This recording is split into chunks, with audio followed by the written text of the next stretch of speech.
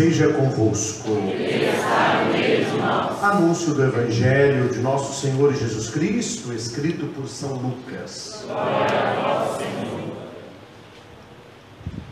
Naquele tempo aproximaram-se de Jesus alguns saduceus que negam a ressurreição e lhe perguntaram: Mestre, Moisés deixou-nos escrito: se alguém tiver um irmão casado e este morrer sem filhos, deve casar-se com a viúva, a fim de garantir a descendência para o seu irmão. Ora, havia 7 irmãos. O primeiro casou e morreu sem deixar filhos. Também o segundo e o terceiro se casaram com a viúva. E assim os 7. Todos morreram sem deixar filhos. Por fim, morreu também a mulher. Na ressurreição, ela será esposa de quem? Todos os 7 estiveram casados com ela. Jesus respondeu aos saduceus: nesta vida, os homens e as mulheres casam-se, mas os que forem julgados dignos da ressurreição dos mortos e de participar da vida futura, nem eles se casam, nem elas se dão em casamento. E já não poderão morrer, pois serão iguais aos anjos. Serão filhos de Deus, porque ressuscitaram. Que os mortos ressuscitam, Moisés também indicou na passagem da sarça, quando chama o Senhor de o Deus de Abraão, Deus de Isaac, o Deus de Jacó. Deus não é Deus dos mortos, mas dos vivos, pois todos vivem para Ele. Palavra da salvação. Glória a vós, Senhor. Que o Santo Evangelho perdoe os nossos pecados e oriente a nossa vida. Amém. Vamos assentar um instante. Meus caros irmãos e irmãs, o tema que a liturgia nos coloca neste final de semana é a ressurreição. Nós já refletimos muito sobre a ressurreição de Cristo no tempo pascal. Desde a Semana Santa até a festa de Pentecostes, todos os domingos são facetas do mesmo mistério, o mistério da ressurreição. Nas leituras de hoje, além de refletir sobre o mistério da ressurreição, as leituras me levam a pensar e a ver que aquilo que eu espero depois da minha morte determina o modo que eu vivo. A minha vida, ela é de certo modo moldada de acordo com o que eu espero do meu futuro. Nós vemos hoje tantas pessoas, como fala a segunda leitura, rezai também para que sejamos livres dos homens maus e perversos, e nem só livres deles, para que não sejamos maus e perversos, né? E pois nem todos têm a fé, nem todos têm a fé. E nós vemos que muitas pessoas vivem de uma maneira porque não acreditam na vida eterna. Se as pessoas acreditassem, se todos os batizados acreditassem que depois da nossa morte haverá um julgamento, Jesus que julga os vivos e os mortos, as pessoas viveriam de maneira diferente. Há muitas pessoas que vivem como se inferno não existisse, como se julgamento não existisse, e que todo mundo depois da morte vai para o mesmo lugar. Doce ilusão, doce ilusão. Jesus já falou inúmeras vezes sobre a condenação eterna e sobre o inferno. Certa vez, uma palestra, alguém dizia assim: ah, Padre Cristo, escutei que o senhor falou aí de céu e inferno, mas eu não acredito em inferno, não. Eu falei: não tem problema, meu filho, a tua chapa está esquentando, entendeu? Você precisa ter fé em Deus. Para que você possa ser salvo, você precisa ter uma fé em Deus, a origem da vida. Você não precisa ter fé no oposto de Deus, porque esse será dado àqueles que não foram fiéis ao primeiro. Se você lê a Bíblia, e é bom que leia, pelo menos os Evangelhos, comece a ler com uma caneta, e toda vez que Jesus falar sobre a vida eterna, sobre condenação eterna, grifa de vermelho, depois volte às páginas e conte. Há mais passagens que falam sobre a condenação do que passagens que falem sobre a salvação, porque a estrada é larga, a porta é espaçosa e muitos passam por ela, vai dizer Jesus. A não ser que você também está sabendo mais do que ele, né? Porque Jesus fala que aqueles que encontram o caminho da vida eterna, o caminho é apertado, a porta é estreita e poucos o encontram. Ou seja, Jesus está nos atestando que a margem de pessoas que se perdem é superior às pessoas que se salvam. E por que nós proclamamos que Jesus é o nosso Senhor, que Ele é o nosso Salvador, que Ele é o nosso Redentor? Porque somente a partir dele e com Ele nós vamos ter a vida eterna. A gente não fala abertamente em missa, sétimo dia, nos velórios, a gente está rezando que a pessoa, né, passe pelo sufrágio, que ela passe pelo menos pelo purgatório. Mas essa fala de alguns aí, e esses alguns pregadores da palavra, pode ser, não ouvi falar, pode ser que seja algum padre, seja algum bispo, seja um cardeal, pode ser até o papa. Se falar isso, ele não sabe o que está falando. A pessoa que numa missa do sétimo dia promete para a família que todo falecido vai para o céu, ele é um baita de um mentiroso. E eu provo na Bíblia que a pessoa está errada. A salvação não é para todos. Há muita gente que não vai para o céu. Há muita gente que não verá a face de Deus. É preciso ter uma vida coerente com a palavra e preparar nesta vida a vida eterna, porque senão nós não veremos a face de Deus. As leituras que nós ouvimos têm várias nuances que vão falar sobre isso. Comecemos com a segunda, porque ela é mais simples. Vamos ao primeiro e termino no Evangelho de maneira, né, mais, não dá para a gente aprofundar tudo. A segunda leitura vai dizer assim, vamos na palavra: nosso Senhor Jesus Cristo, a quem nosso Pai, que nos amou em sua graça e nos proporcionou uma consolação eterna e feliz esperança. Olha que nós não temos nada, não fazemos nada, não podemos nada. Tudo que a leitura diz é Deus nos concedendo, é uma graça. Então eu quero que você responda para mim. Se eu compro um presente, te dou um presente e você fica com o presente é de quem? É seu. Se quiser o desenho, vai ficar mais claro. É seu. Se eu compro um presente, te dou um presente, você não aceita o presente fica com quem? Concorda com isso? Isso é uma coisa normal no nosso meio. Eu te dou um presente, se você aceita, ele é seu. Se você rejeita, ele é meu.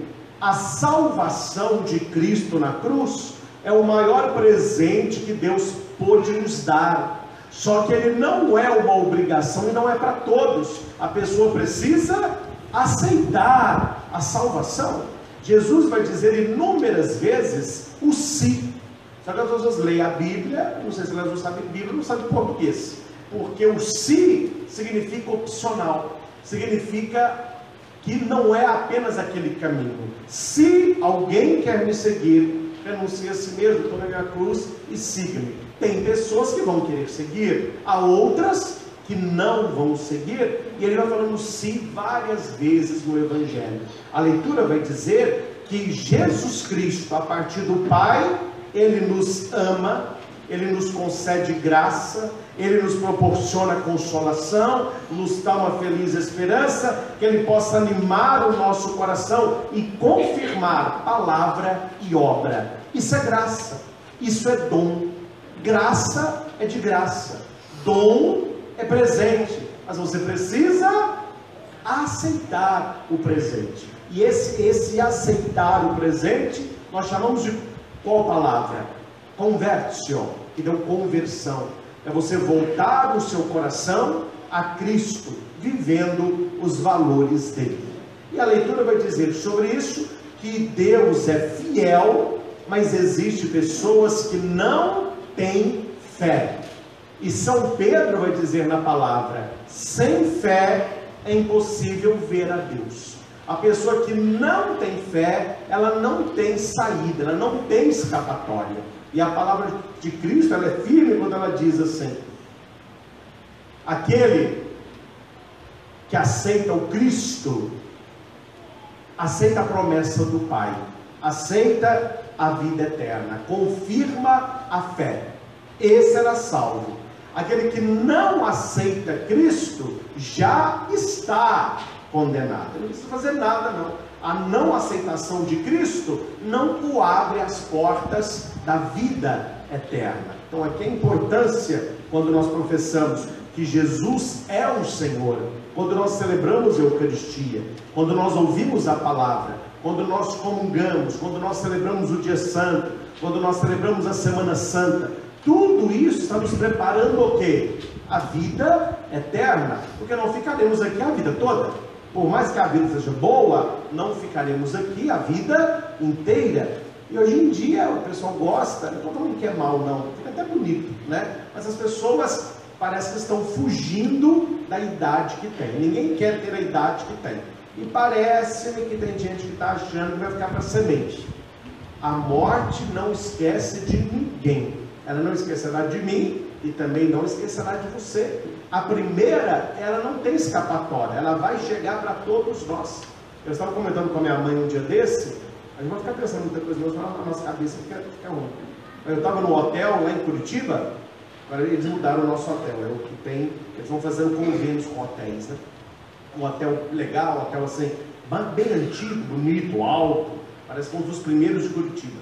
E a gente tomando café da manhã, tinham várias fotos deste hotel, de grandes festas. Era um hotel, parece, dos mais abonados, né? Eles iam a Curitiba e ficavam nesse hotel. Isso na década de 50, 60.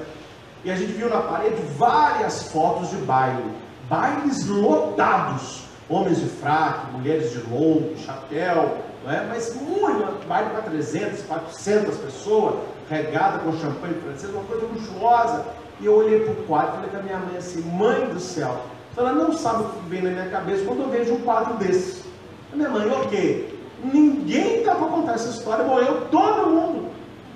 Tem uma foto da rua central de Curitiba, uma procissão gigantesca na chegada do arcebispo. Mas uma multidão, enquanto você só vê com as cabecinhas, mas uma multidão. Não tem um para contar a história, já morreu todo mundo. Quando você vê umas fotos dessa, você começa a entender como que o mundo funciona. Daqui a 100 anos, se tiver uma foto nossa aqui, ó, alguém vai olhar e falar assim, nossa, já morreu todo mundo. Tem gente que não pensa nessas coisas. E porque não pensa, não se prepara. E porque não se prepara, não leva a sério. E porque não leva a sério, perde o que é de graça. Tem que aceitar a graça. Ave, cheia de graça. É preciso aceitar a graça. Tinha um império na Idade Média que todo rei, para não ficar a vida toda, porque se um rei é bom, graças a Deus, mas se um rei é ruim, o pessoal quer rezar para o cara morrer, aí que não morre mesmo. O que eles fizeram? Cada rei que assumir o trono, ele ficará 10 anos. Você vai reinar 10 anos. Depois de 10 anos, nós vamos pegar esse rei, colocar ele num barco, mandar ele para uma ilha, e lá ele vai morrer para lá e a gente elege um outro rei. No início ninguém queria ser rei, porque ia acabar tudo morrendo, mas pelo menos aí elegeu um, elegeu outro, aí na hora ia chegar no 9º ano, já ficava meio assim, meio tristonho, completou 10 anos, colocava o cara no barco, mandava para a ilha. Chegava na ilha, ele já encontrava na areia com os 2 cadáveres de reis antigos. Você falou, pronto, você está me esperando. Aí ele ia comer caranguejo, ia comer peixe cru, se ele encontrasse banana, ia dormir numa gruta que tinha uma vida miserável. Morria também. Só que tinha um rei que ele tinha uma visão diferente dos que antecederam. Ele sabia que ele não seria rei a vida toda. Ele sabia que ele não sentaria no trono a vida inteira. O que ele fez? O dia que ele assumiu o seu reinado, ele já mandou grandes operários para a ilha, para ir fazendo casas. Mandou seus melhores agricultores para fazerem plantações. Mandaram soldados para cercar a ilha e não deixar ninguém invadir. 10 anos depois, quando mandaram ir para a ilha, a ele estava muito mais aconchegante que o próprio reino. Durante toda a vida, ele preparou aonde ele passaria o resto da vida. É uma história simples, mas que nos ensina como é que se vive. Se vive bem cada dia, mas preparando onde passaremos a vida eterna. Por isso as boas ações e as boas palavras pesam na bandeja de Deus. A segunda leitura vai dizer que Deus nos confirme em toda boa ação e palavra. São as duas coisas que estragam a pessoa ou que a dignificam. Aquilo que ela fala e aquilo que ela faz. Por isso, cuidado com o que andamos falando e atenção com o que andamos fazendo. São essas duas coisas só. Se você vigia a sua boca, se você vigia as suas ações, e se aquilo que você fala e faz agrada o coração de Deus, você está construindo uma vida que será eterna. E aqui eu falo sem medo de errar. É muito mais fácil ir para o céu do que para o inferno, porque o céu nós só temos a cola. Jesus deixou, está tudo escrito como que vive. Quando essa pessoa não quer viver o caminho correto, não ache que pelo caminho incorreto eles terão o mesmo fim. A primeira leitura, que dispensa repetir o que aconteceu, essa primeira leitura, resumindo, fala sobre aquele que acredita piamente que o melhor está por vir. E o melhor é a vida junto a Deus. Se você pensa na nossa vida aqui, ela é uma vida de altos e baixos, e nunca é uma vida estável. Um dia você está alegre, um dia você pode estar triste, um dia você tem dinheiro, um dia você não tem dinheiro, um dia você está cheio de pessoas, outro dia você está sozinho, e à medida que você vai vivendo, quem não vai morrendo outros vão falecendo durante o caminho, mas quem vai morrendo, a maioria das pessoas, elas se veem como? As forças vão diminuindo, a inteligência começa a falhar, a pessoa anda com certa dificuldade, ela começa a tomar os remedinhos, ela já fica uma pessoa mais fraquinha. O que a vida está nos ensinando? Que tudo na vida tende a acabar. E isso passa pelas nossas posses materiais.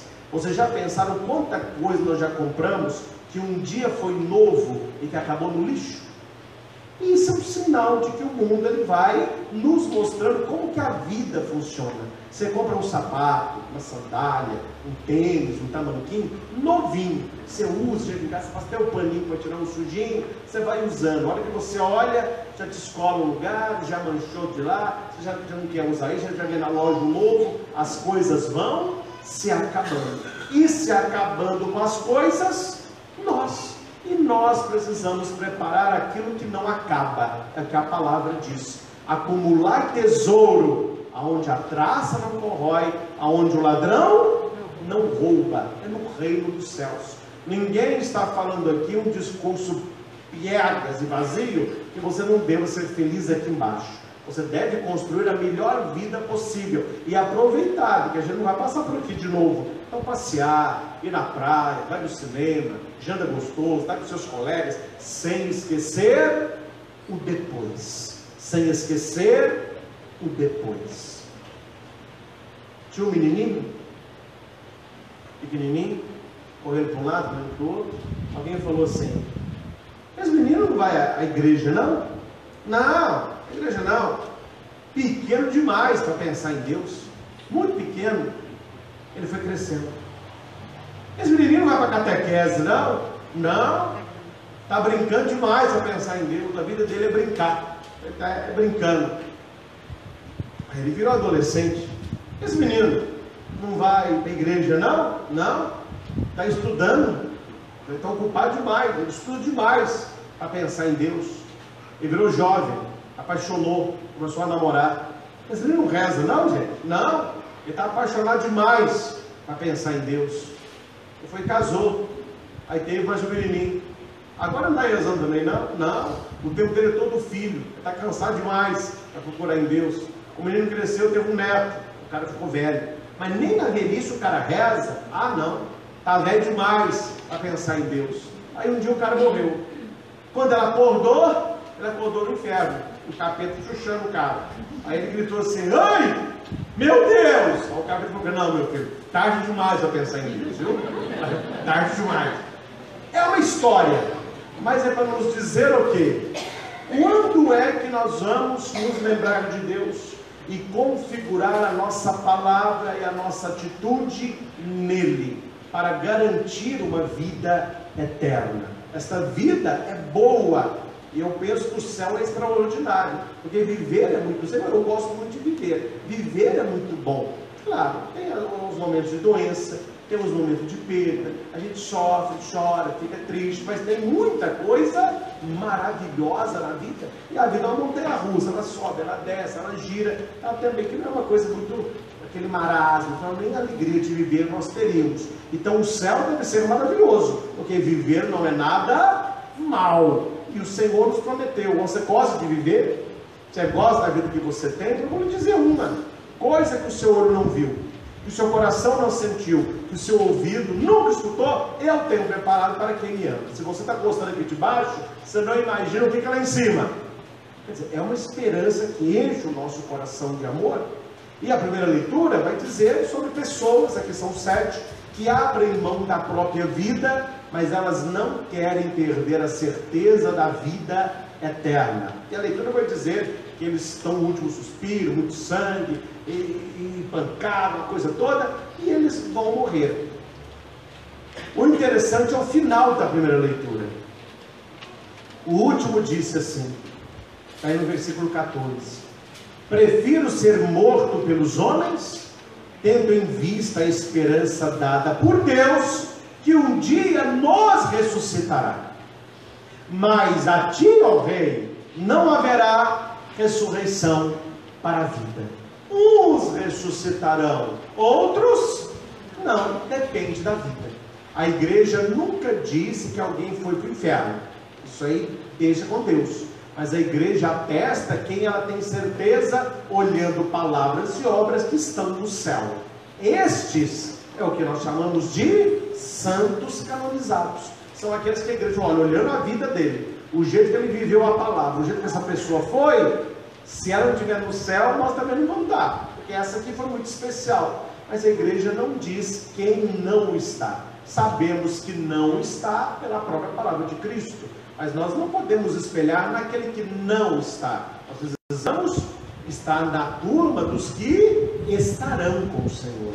Uma parábola que Jesus contou, é da boca de Cristo. Vocês lembram daquela parábola do pobre Lázaro?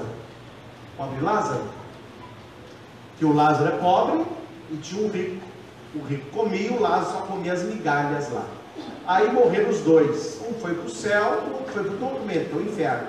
Aí Lázaro estava do lado do pai Abraão, todo feliz, e o outro queimando lá. Aí ele grita assim: ô pai Abraão, manda Lázaro molhar o dedo na água e colocar uma gota na minha boca, porque o tormento aqui é demais. Aí Abraão disse assim: impossível. Existe um abismo entre os que estão aqui e daí. Olha, isso é bíblico. Os que estão aí nunca virão para cá, e os que estão aqui nunca irão aí. Pai Abraão, então pede que um morto vá na minha casa e alerte os meus irmãos, para que eles não venham para esse lugar de tormento. O que Abraão respondeu? Eles têm os profetas, que os escutem. Aí o irmão conhece a laia dele, né? O irmão vai dizer assim: não, pai Abraão, mas se um morto ressuscitar, eles vão acreditar. Abraão respondeu: se eles não escutam os profetas, ainda que um morto ressuscite, eles não acreditarão. Um evangelho pesado, duro, mas que nos abre. Gente, não se preocupe, isso aqui eu falo como padre para você. Não se preocupe com quem não tem fé. Se ocupe em ter fé. A pessoa vai resolver essa questão de fé é com Deus. Há muitos que ficam brigando com quem não tem fé. Sua alma, sua palma, pelo julgamento dele vai chegar o nosso também. Cuidemos de nós, cuidemos da nossa salvação, e aquilo que pudermos ajudar os outros, ajudemos, para não ficar arrancando o seu cabelo. Ah, porque fulano não tem fé. Fulano, a Bíblia vai dizer que nem todos a têm. A segunda leitura que está falando, nem todos têm a fé. Só que a fé é importante para a salvação. Quem crê será salvo. Quem não crê já está condenado. E a gente sabe, infelizmente, sem apontar A ou B, que tem muita gente que já começa o inferno aqui embaixo mesmo. A pessoa nem precisa morrer para estar no céu nem no inferno. A gente, conforme o estilo de vida, você sente que já é um pedacinho do céu, que já é um pedacinho do inferno. Porque ninguém quer o tal do inferno. Então a primeira leitura fala sobre isso. Quem acredita na vida eterna, as suas escolhas são diferentes. A vida da pessoa é diferente, principalmente pela caridade. Aqui eu vou abrir um parênteses bem curto. Faça ações de caridade. Repita comigo. A mão, não, eu vou falar agora.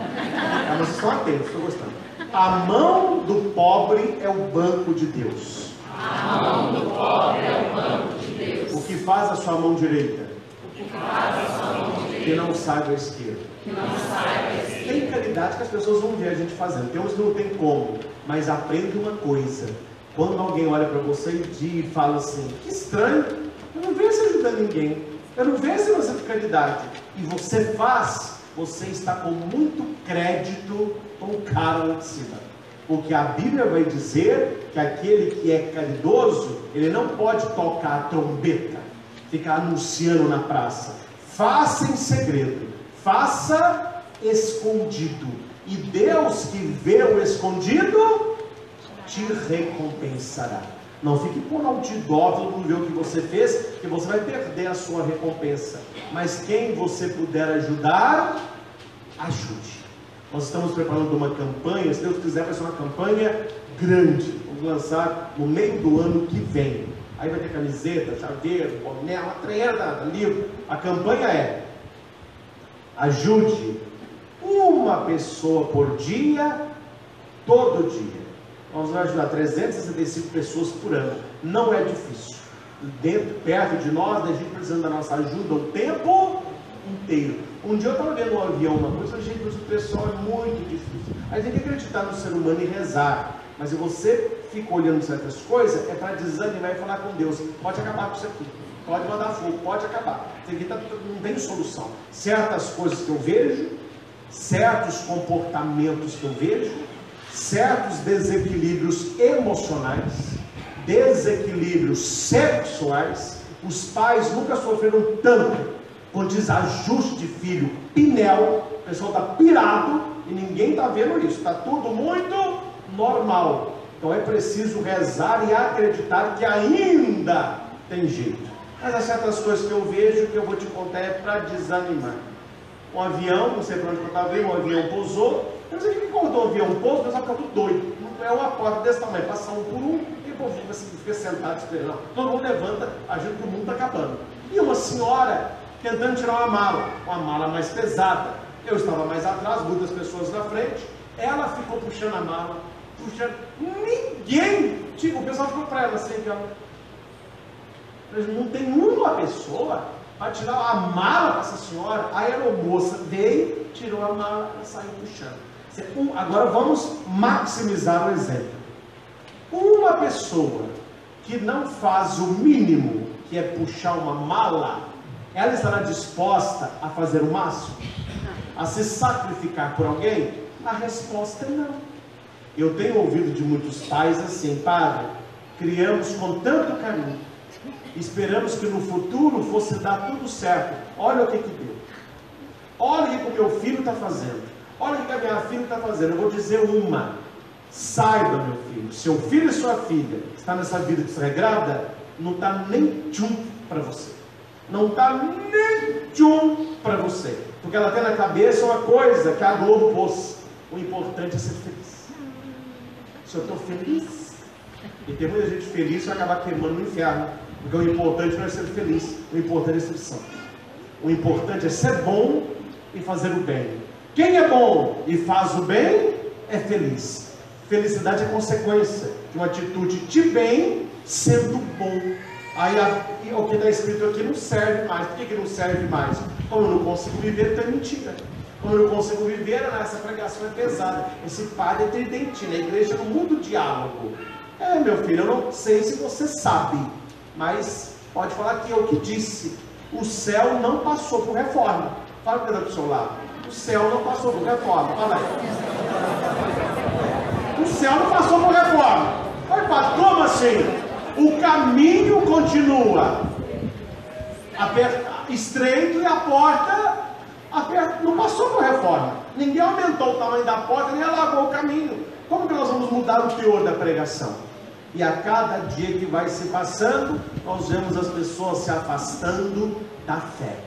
Aí alguém que não tem fé quis fazer uma brincadeirinha com Jesus de mau gosto. Mas Jesus, aí foi até para o Senhor, né? Jesus, pois não.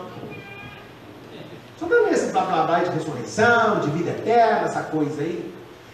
A lei de Moisés fala que se um homem casa com a mulher e esse homem morre, e ele tem um irmão mais velho, para deixar descendência de filho, ele vai se casar com essa mulher. Tinha um homem que tinha 6 irmãos, né? 7 homens. Casou com o primeiro morreu, o segundo foi o terceiro, ela se casou com o 7º, e sem deixar filho. Por fim, a mulher também morreu, mas tudo dela, né? Coitada da mulher dessa, ela vai morrer. Essa mulher passou da hora também. Aí a mulher morreu. Aí ele vai perguntar para Jesus assim: o senhor que fala de ressurreição, me responda. No reino dos céus, ela vai ser mulher de quem? Ela se casou com 7. Olha a resposta de Jesus. Eles estão no nível, Jesus está num outro. Jesus vai responder assim: nesta vida.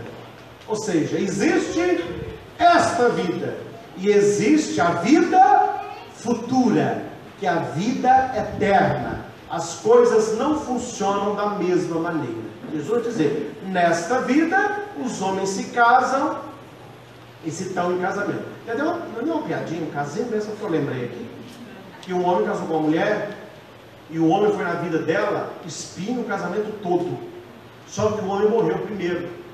Ela ficou feliz. Depois passou uns anos, a dela morreu também. Quando chegou no céu, o homem estava esperando. Ela falou: ô amor, que bom que você chegou. Não, amor não, até que a morte nos separe. Ó,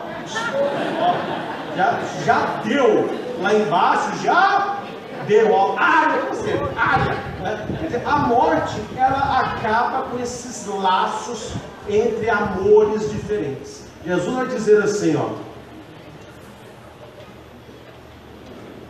na vida futura, eles não se casam, nem se dão em casamento, porque eles não poderão morrer. A morte é na existência corpórea. Na existência espiritual, não há morte, existe a vida eterna, existe a condenação eterna, porque nós seremos como anjos, filhos de Deus, porque já ressuscitamos. Gente, preste atenção numa coisa, com isso eu finalizo. Se eu falasse com você assim: você topa morar aqui em Divinópolis, num barraquinho, sem água, luz, eu deixo por luz para você, não tem água, 1 ano, tendo que almoçar o PF todo dia ali em tal lugar, você vai ficar 1 ano assim.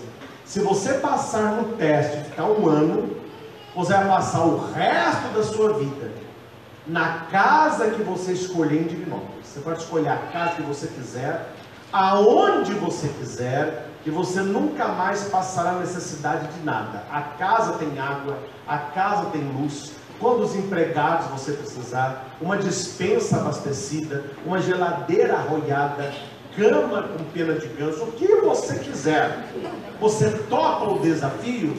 Eu tenho certeza que todo mundo que bate bem da cuca topa o desafio na hora. O que vale 1 ano, sendo que eu vou ter o resto, essa fartura toda aí? Alguém já viu aí eu vi uma vez só, não achei muita graça não, mas tem um programa no canal pago, é Largados e Pelados. Mas o povo tem que te contar, o que o povo quer naquilo ali, gente? Aí tem 2 caras, mulher pelada, largada no mato, não tem nada. Aí mosquito, nossa, eu já tinha na primeira noite, me leva, gente, me leva, uma grande mosquito, me tira daqui. Aí mosquito, aquela coisa toda. Aí uma vez eles perguntaram para um cara que venceu o desafio: O que te levou a ficar 21 dias nessa situação? Olha a resposta do cara.